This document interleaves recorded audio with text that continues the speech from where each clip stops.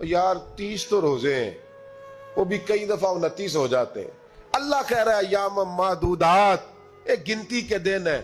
اور میرے بھائی کیا مصیبت ہے، میرا وقت نہیں گزر رہا۔ آپ یقین کریں، اللہ جانتا ہے ہم تو رمضان کو زنجیریں ڈالتے ہیں، یہ کام بھی رہ جاتا ہے رمضان گزر جاتا ہے، یہ بھی رہ جاتا ہے رمضان گزر جاتا ہے، یہ بھی نہیں ہو پاتا رمضان، پتہ نہیں کس وقت روزے آتے ہیں، کب نکل جاتے ہیں۔ کہتے ہیں میرا وقت نہیں گزرتا تو میں ٹی وی دیکھتا ہوں۔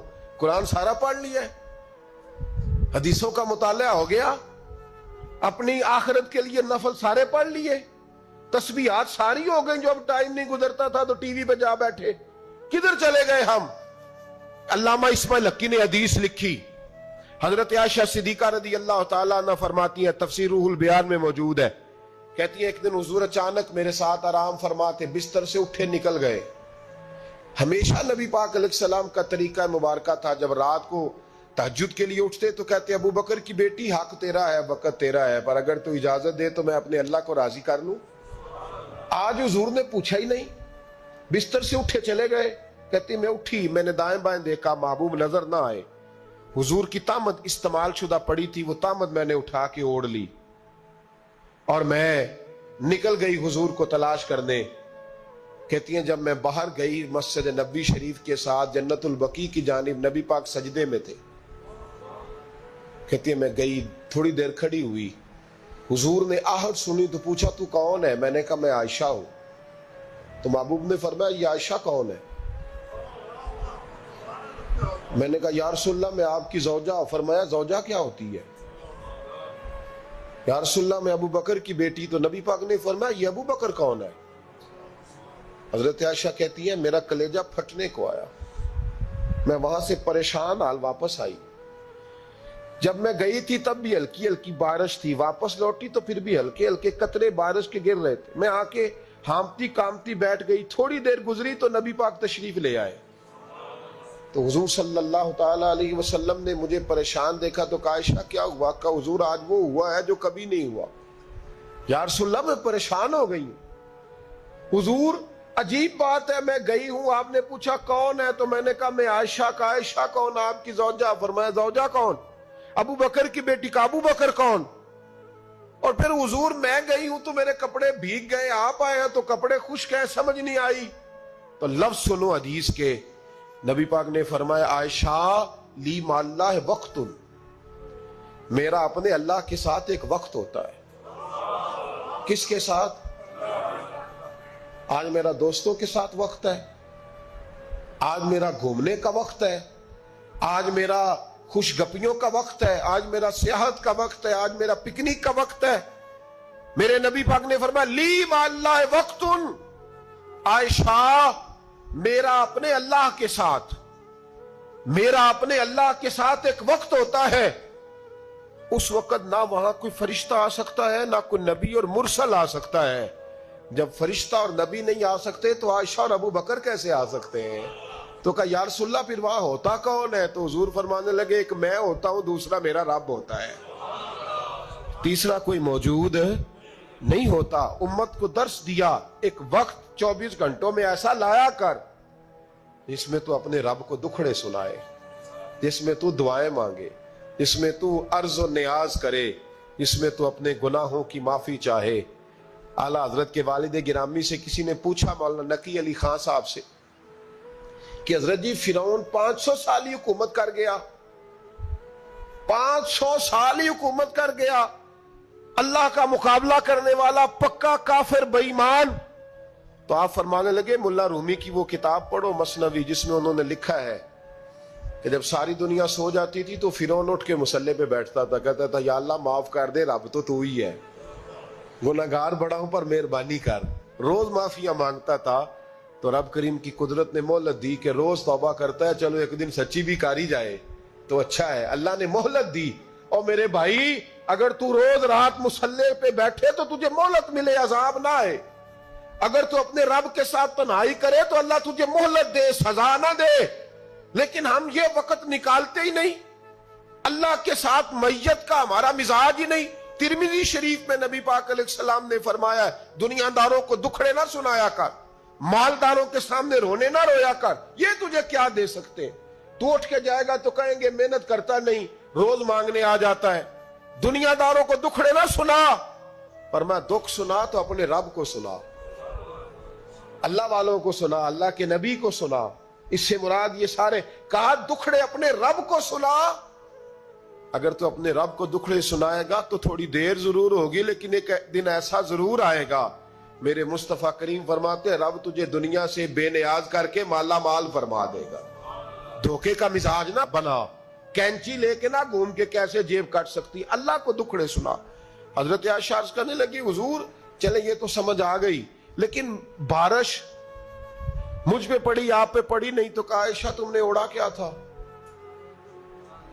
کہا حضور آپ کی تامت. فرمایا بارش کوئی نہیں تھی، جب تو نے میری تامت لی تو خدا کی رحمتیں تم پر برسنے لگ گئی.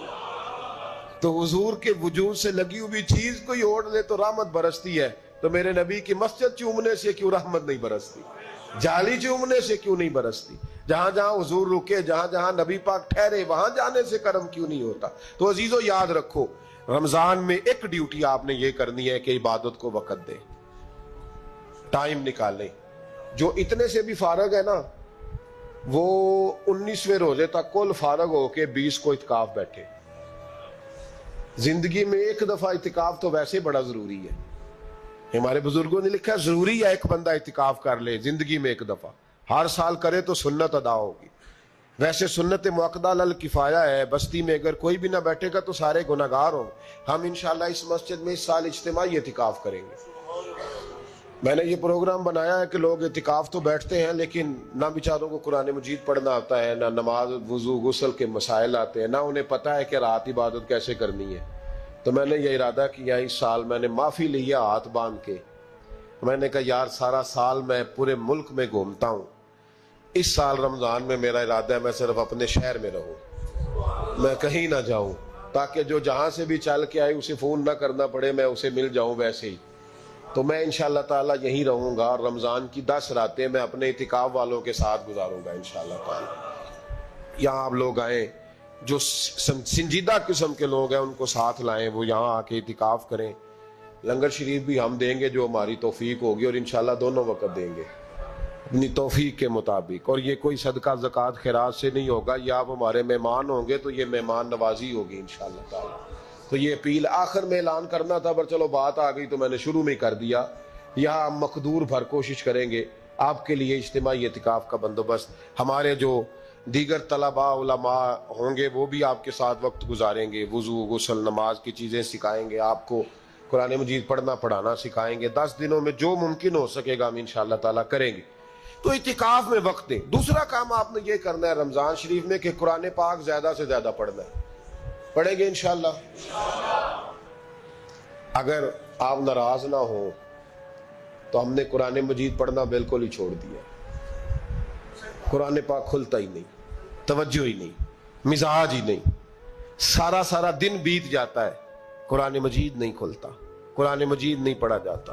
ایک شخص مجھ سے ملنا چاہ رہے تھے، مسجد نبوی شریف میں حاضر تھا، تو وہ ایک دفعہ آئے گزر گئے، میں قرآن شریف پڑھ رہا تھا، پھر آئے تو گزر گئے قرآن شریف، تیسری دفعہ پھر آئے تو کہنے لگے آپ نے کتنا کو پڑھنا ہے؟ میں نے ان سے کہا کہ مہربانی کرو مجھے دعا دو کہ اللہ مجھے پڑھتا ہی رکھے. آپ نے یہ کیا لفظ ادا کر لیے کہ کتنا کو پڑھنا ہے؟ خدا کے بندو یہاں کام کیا ہے؟ اگر تلاوت بھی نہیں کرنی تو کرنا کیا ہے؟ وہاں میں اکثر کہتا ہوں کہ چونکہ ہم تو مسیتڑ ہیں، ہمارا تو مزاج ہے مسجدوں میں رہنے کا، چونکہ عام لوگوں کا مزاج نہیں ہوتا تو وہاں بھی بازاروں کو ٹائم زیادہ دیتے ہیں، خریداری میں وقت زیادہ لگاتے ہیں. اگر ہماری طبیعت مسجد میں بیٹھنے کی ہو، قرآن پاک پڑھنے کی ہو تو بڑا ذوق بن جائے. قرآن مجید امام اعظم ابو حنیفہ امام اعظم رمضان شریف کے اندر 61 قرآن مجید پڑھا کرتے تھے. کتنے؟ 60 اور 1 61. ایک قرآن شریف دن میں پڑھتے، ایک رات کو پڑھتے، پورے دن میں قرآن مجید ختم کرتے، ایک رات کو. اور آپ فرماتے ہیں 61واں قرآن مجید وہ تھا جو میں تراویحوں میں سنا کرتا تھا. 61 قرآن پاک آپ ہر رمضان میں پڑھا کرتے تھے. میری آپ سے گزارش ہے ایک سپارہ مسجد میں پڑھے رمضان میں، ایک سپارہ گھر میں پڑھے. مسجد میں پڑھیں گے تو مسجد کا حق ادا ہوگا، اور گھر میں قرآن پاک کھول کے بیٹھیں گے تو بچے بھی آ کے پاس بیٹھ جائیں گے، چھوٹے چھوٹے بچے. یہ کبھی تجربہ کرنا، یہ بخشش کا ذریعہ ہے. جب آپ بچوں کی ماں سویرے سویرے بڑا اچھا دوپٹہ لے کے اور مصلی بچھا کے اور قرآن مجید کی ریل رکھ کے اور پھر اس کو خوشبو لگا کے جب کھولتی ہے نا تو اس کی جو 2-2.5 سال کی بچی ہوتی ہے وہ بھی کہیں سے دوپٹہ ڈھونڈنے لگ جاتی ہے، وہ بھی دوپٹہ لے کے آتی ہے، وہ دائیں بیٹھتی ہے۔ اس کا جو 4 سال کا بچہ ہوتا ہے نا، اگر ابا بیٹھا ہے وہ 4 سال کا بچہ بھی کہیں سے ٹوپی ڈھونڈ کے لاتا ہے، اسے پڑھنا نہیں آتا لیکن وہ بھی آ کے نا سپارہ لے کے بیٹھ جاتا ہے۔ میں نے دیکھا ہے بچے تھوڑا تھوڑا ہلنے لگتے ہیں، قسم اللہ کی عزت کی مجھے ایسے لگتا ہے کہ جب بیٹیوں کے بیچ ماں بیٹھ کے قرآن پڑھتی ہے اور جب بیٹوں کے بیچ باپ بیٹھ کے قرآن پڑھتا ہے تو مجھے لگتا ہے خدا کے فرشتے بھی آسمان کے دروازے کھول کھول کے دیکھتے ہیں، کھول کھول کے دروازے دیکھتے ہیں کہ یہ کس طرح کا رنگ ہے کہ چھوٹا سا بچہ توتلی زبان۔ مجھے وہ حدیث پڑھ لینے دو جو امام جلال الدین سیوطی نے روایت لکھی ہے۔ فرمایا حضرت عیسیٰ علیہ السلام میں قبر کے پاس سے گزرے تو عذاب ہو رہا تھا، چند گھنٹوں کے بعد گزرے تو وہیں رحمتوں کا نزول ہو رہا تھا۔ حضرت عیسیٰ عرض کرنے لگے مولا میری مجال نہیں میں پوچھوں، چند گھنٹے پہلے یہاں عذاب تھا اب یہیں کرم ہو رہا ہے، اللہ اب اس نے کوئی نیک عمل کیا تو ہے نہیں، قبر میں تو عمل ختم ہو جاتا ہے، اتنا کرم کیسے؟ تو رب کریم نے فرمایا موسیٰ بندہ بڑا گناہگار تھا، پاپی تھا، سزا کا حقدار تھا، پر جب انتقال اس کا ہوا تو بیوی اس سے پہلے حاملہ تھی، اس کے انتقال کے 2-4 مہینے بعد بچہ پیدا ہوا، پھر اس بی بی نے بچہ پالا، آج 4.5 سال کا بچہ مکتب گیا ہے، استاد نے بسم اللہ شریف پڑھائی ہے، اس کے بچے نے توتلی زبان پہ کہا بسم اللہ الرحمن الرحیم، تو مجھے حیا آئی ہے کہ اس بیچارے کو ابھی لفظ نہیں ادا کرنے آتے، زمین پر بیٹھ کر یہ توتلی زبان سے مجھے رحمان اور رحیم کہے اور میں اس کے باپ کو سزا دوں، بس بچے نے ایک دفعہ بسم اللہ پڑھی ہے میں نے باپ کے سارے گناہ معاف فرما دیے۔ مہربانی کرو، ایک سپارہ گھر میں، ایک سپارہ مسجد میں، یہ ضرور آپ نے روٹین بنانی ہے۔ مسجد میں پڑھیں گے تو مسجد کا حق ادا ہوگا، گھر میں پڑھیں گے تو بچے بھی پڑھیں گے۔ اور تیسرا سپارہ وہ ہے جو آپ نے تراویح میں سننا ہے۔ تو کتنے سپارے ہو گئے ایک دن میں؟ 3۔ تو رمضان میں کل کتنے ہو گئے؟ 3 قرآن پاک۔ کتنے قرآن پاک جی؟ 3 قرآن مجید، ایک سپارہ دن میں ایک رات میں، تو آپ کا 10 دن کے اندر انشاءاللہ قرآن پاک ختم ہو جائے گا۔ کریں گے انشاءاللہ تعالی؟ یہ ذہن بنائیں، یہ ذوق پیدا کریں، اور قرآن پاک کا ایک حرف پڑھیں تو اللہ 10 نیکیاں دیتا ہے، اور رمضان شریف میں 70 گنا بڑھ جاتی ہیں۔ تو اب ذرا ضرب دے لو بات کہاں جائے گی۔ تو رمضان المبارک میں قرآن پاک سے میں نے کہا کوئی اخبار نہ دیکھو، کچھ نہ دیکھو، سارا دن بس قرآن پاک دیکھو، سارا دن قرآن مجید پڑھیں، قرآن پاک سے دل لگائیں۔ حضرت عبداللہ ابن مسعود رضی اللہ تعالیٰ عنہ فرماتے ہیں نبی پاک صلی اللہ علیہ وسلم نے مجھے بلا کے کہا مجھے قرآن پاک تو سنا۔ میں نے کہا یا رسول اللہ آپ پہ نازل ہوا میں آپ کو سناؤں؟ تو فرمایا میرا دل کر رہا ہے میں تجھ سے سنوں۔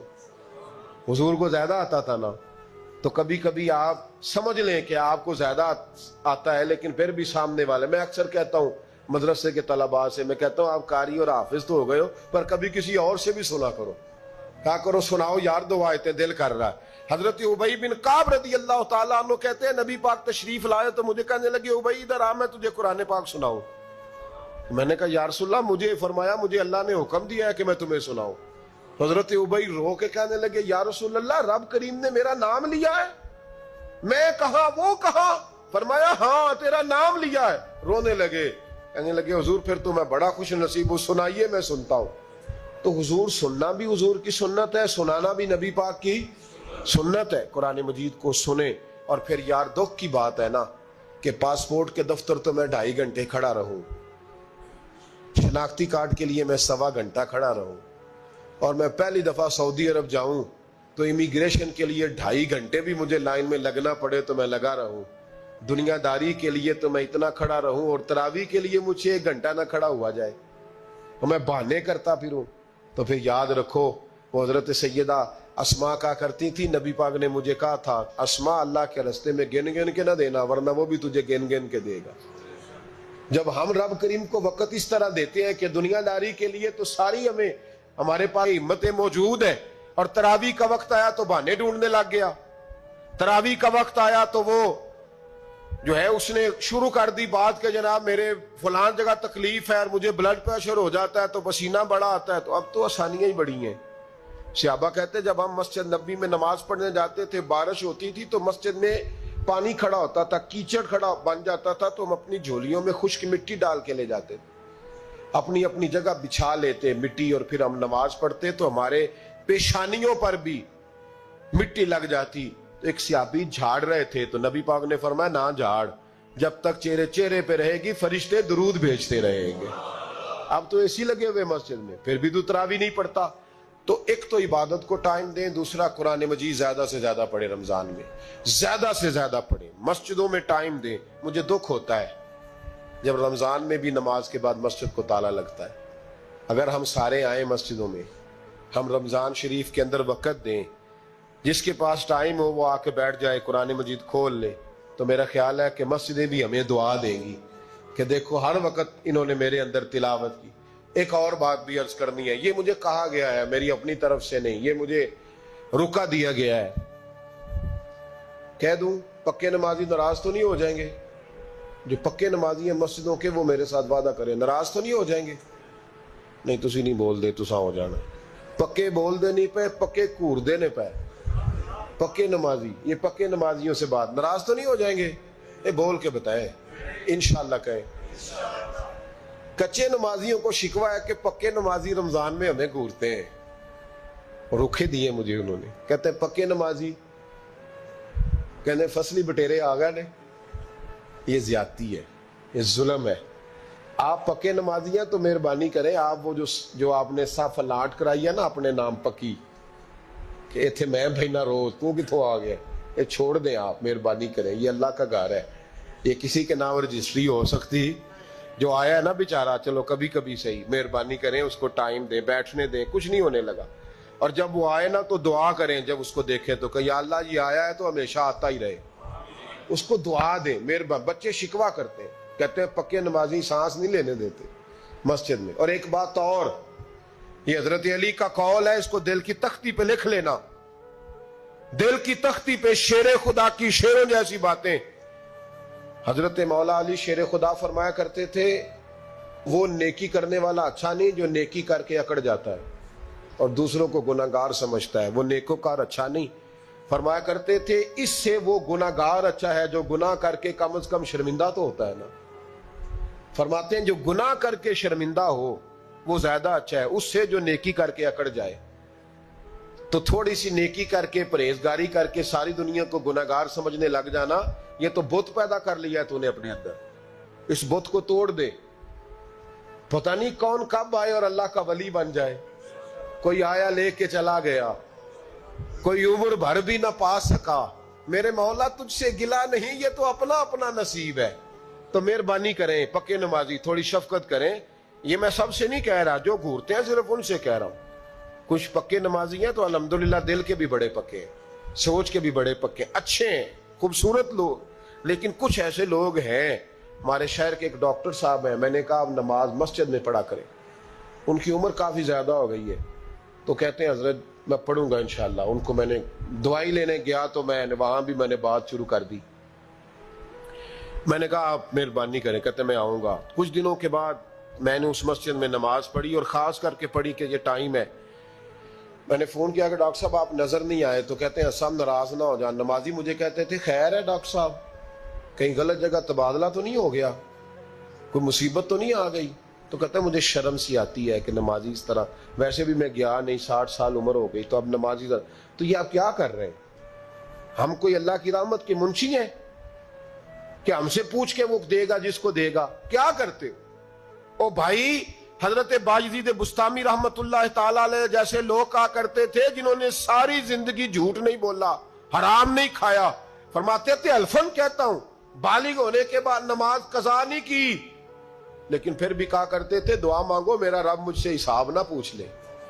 حساب والا نہیں ہوں میں، درگزر والا ہوں۔ عدل کریں تے تھر تھر کمبن اچیاں شانہ والے، یہ تو فضل کریں تے بخشے جاون میرے جے منہ کالے۔ تو مہربانی کریں، آگے چلیں۔ رمضان شریف میں سخاوت کرنی ہے۔ حضرت انس بن مالک رضی اللہ تعالیٰ عنہ فرماتے ہیں جس طرح تیز آندھی چلتی ہے، ذرا مثال دیکھیں صحابی کی کتنی خوبصورت، فرماتے ہیں جس طرح تیز آندھی چلتی ہے نا، اس طرح رمضان میں میرے نبی کی سخاوت چلا کرتی تھی۔ نبی پاک ہر سائل کو دیتے، جو قیدی بند ہوتے نا، قیدی جنگ کے قیدی کفار، حضور انہیں بھی آزاد کر دیتے رمضان میں، فرماتے جاؤ تمہیں آزاد کیا، سخاوت کریں۔ اور میرا مشورہ ہے اس دفعہ غریبوں سے غریب سخاوت کریں۔ نسخہ دے رہا ہوں امیر ہونے کا، تو سخی ہو جا، رب کریم تجھے امیر کر دے گا، سخی بن جا۔ مالا والے سخی نہیں ہوندے تے سخیاں کول مال نہیں ہوندا، ایتھے اوتھے دوواں جہانی، سخی کنگال نہیں ہوندا، سخی بن جاؤ۔ میرے نبی پاک علیہ السلام نے فرمایا بندہ کبھی بھی جیب کا سخی نہیں ہوتا، سخی وہی ہوتا ہے جو دل کا ہوتا ہے۔ غریبوں کو میرا مشورہ ہے کہ 10 روپے دو، لیکن رمضان میں روز دینا، ہر شام دینا، غریبوں کو ساتھ بٹھاؤ، روٹیاں کھلاؤ، افطاریاں کراؤ، غریبوں کے گھروں کے اندر سوٹ پہنچاؤ، مدارس کے طالب علموں کو کپڑے خرید کے دو، جو کچھ نہیں دے سکتا وہ ایک مسواک لا کے دے، ڈیوٹی کرو، اپنے دائیں بائیں غریبوں کا خیال رکھو۔ جن گھروں میں اکثر دیکھتے ہو کہ دال کا شاپر جاتا ہے، وہاں رمضان شریف میں صبح صبح گوشت پہنچاؤ، مہربانی کرو۔ غریب امیر تو کسی کو تب دے گا جب اس نے ووٹ لینے ہوں گے، وہ تو وہاں زکوٰۃ دے گا جہاں سے اسے پتا ہوگا کہ میری تعریف اچھی ہوگی، وہ تو مسجد میں اس وقت خرچ کرے گا جب اس کا نام بار بورڈ پہ لکھا جائے گا۔ غریبوں، تم نے ظلم کیا ہے، اگر تم اپنی 4 غریب بھائی مل کے ایک غریبنی بہن کا خیال رکھتے تو اس غریبنی کو محلے کے چودھری کے پاس نہ جانا پڑتا۔ اگر 4 غریب بھائی ایک غریب بھائی کا خیال کر لیتے، تھوڑے تھوڑے جو صاحب حیثیت تھے، تو وہ مجبور نہ ہوتا۔ مہربانی کرو،